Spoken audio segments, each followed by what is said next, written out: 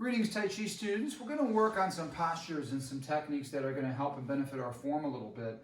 And all these postures are going to be off the newest pieces of the forms that many of you are working on.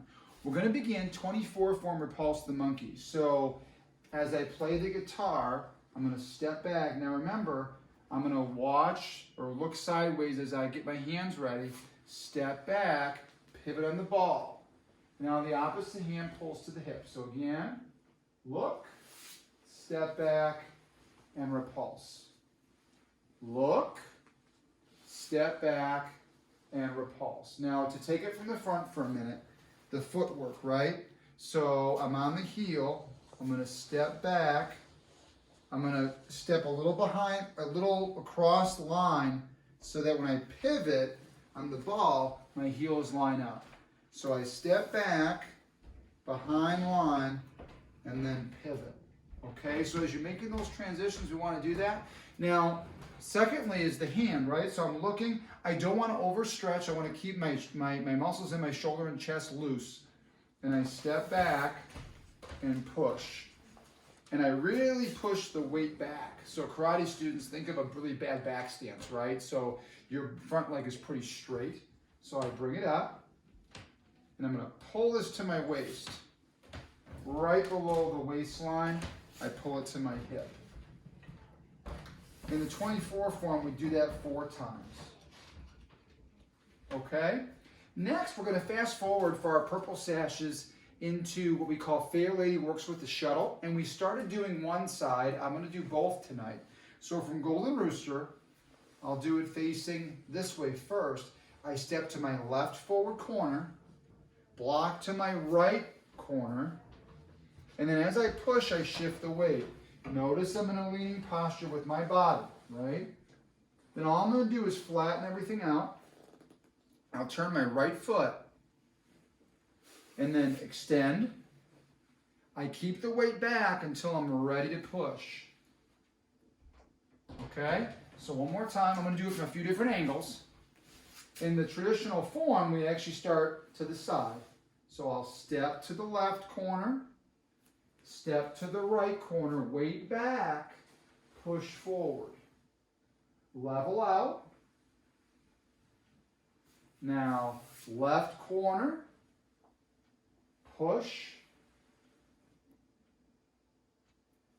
Okay, we'll do it one last time. I'll do it facing the opposite direction. I step, extend, and then push out. And then turn, extend, and then push out. Just remember that when I finish, I want to have that posture with the body, and I want to make sure that I stay back weighted until I'm ready to push in. Okay? We'll be working that in class as we progress over the next week or two. And as we get into our black sash forms, we've started working on this new corner sequence. So once we finish the Repulse the Monkey movement, we're going to go to our front right angle. Now, once I get to the corner, I'm ready to do some repeat movements, but I got to get that transition. So again, what really helped me was moving through the center, stepping behind me with the heel. Now, as I start to turn my body, my feet will pivot so that my stance is on this corner. And then it's just diagonal flying, and I want to extend my torso. So again, draw back, step, rotate in, diagonal flying. Okay? Now from here, this is actually pretty simple because I'm going to take the rear foot, I'm going to step back so the heels are on line, and then it's lifting hands. Now this is going to be just like first section. I'll come down. And then this may look familiar. So this is just like first section. We'll cut it off here for now. But that little chunk is very familiar. It's really us getting this transition. I'm going to do it one more time. And I'm going to face the opposite side. So I step through the center to my front right angle. Okay. Step behind line with the heels. Lifting hands. And then here we go. And this is old hat, right? Now just remember, once I get to this position, it will change, okay?